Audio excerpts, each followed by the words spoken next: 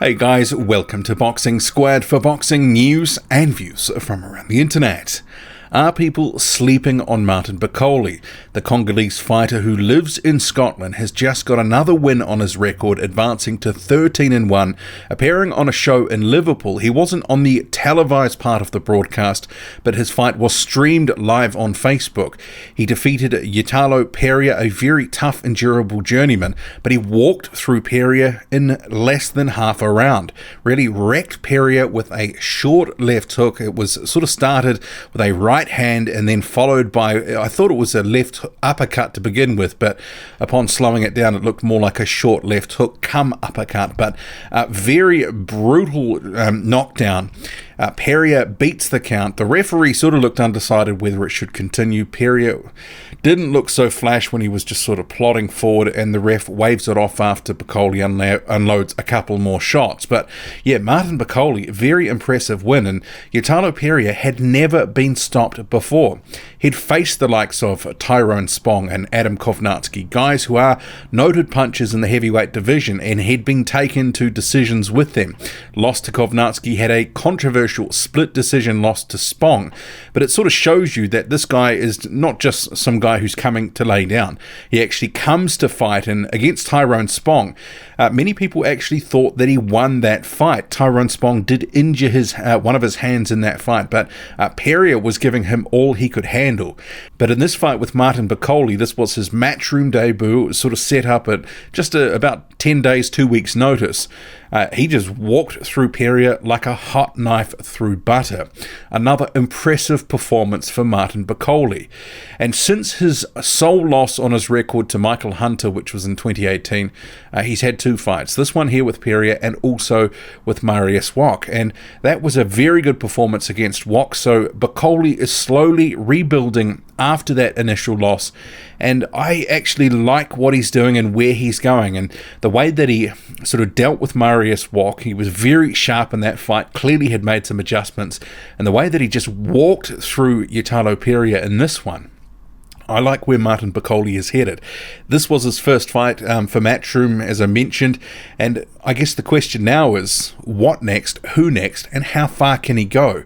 I would like to see him take maybe another sort of interim step just to help build his profile and also not take too much of a leap up, because I think in hindsight many people believe that the Michael Hunter fight maybe came just a little bit too soon. Perhaps they underestimated Hunter, but also some of the preparations for that fight. I think we all agree, for many of us, that Martin Bakole didn't look great in there. He looked out of shape, and he didn't really seem to have any answers when he was finding fresh air. And since that loss, he has looked better, he has looked sharper.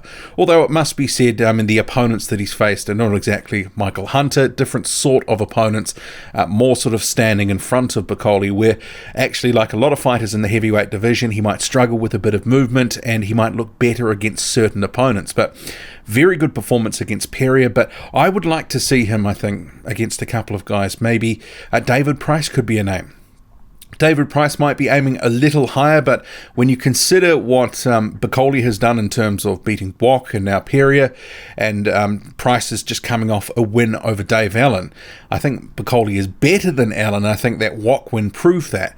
I think that could be a good fight, but maybe David Price is looking for bigger money fights, and I guess it's more upside for Bakole beating Price rather than the other way around. But it would be an interesting fight, and I think a lot of people would back Bakole to knock out Price. Although, if Price could, as he did against Allen, use his height and his reach, be effective, be more defensively responsible than other fights that he's been involved in, he could have a shot too. But I like that fight. But maybe another one, just to give him something different to think about, would be against a southpaw like Zhili Zhang. He signed with Matchroom on a co-promotional deal, about 6 months ago, hasn't had a fight yet. So I would like to see Bakole in with Zhang potentially. That would actually be an interesting fight. Zhili Zhang is a guy who's got, 19-0, 20-0, unbeaten, out of China. He needs to sort of step up himself. So Bakole and Zhang, I think that could be an interesting pairing. Whether it happens or not, it's hard to know because Zhili Zhang just hasn't been active recently. He's actually been falling down the rankings because of his inactivity. He hasn't fought since September 2018. He needs to get back in the game, but that could be a fight that's beneficial for both. Obviously, the loser, it'd be hard to see where they would go from there, but I do think that there is something each can get from that fight. But maybe we will see Bakole in with some tough, durable, sort of high-level journeyman just to get him some rounds, keep him active so he can keep developing.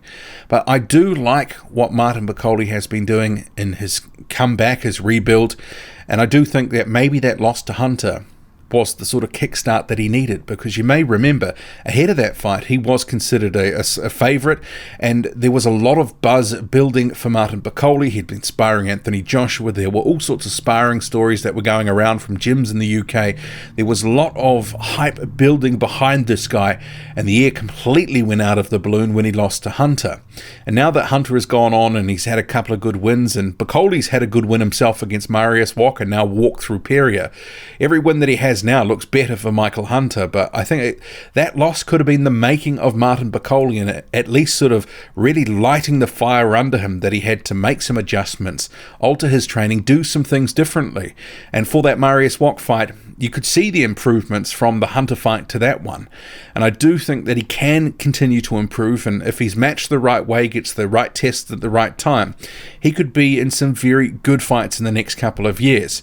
He's currently about 40th in the world, and if he has another couple of fights in 2019 to round it out, he could maybe end up cracking the top 30 or so. But I would like to see him in a semi-competitive fight, just because he needs these at this stage in his career. He can't sort of have another couple of soft fights and then step up to a guy like a Michael Hunter or someone of that caliber.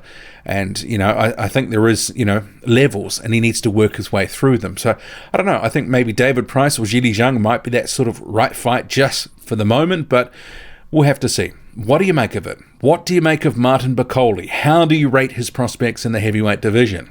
Is he going to go far, or will it all come a cropper when he faces someone who can box and move? Drop a comment, loud and often. Hit like, hit subscribe. Follow me on Twitter, boxing_squared.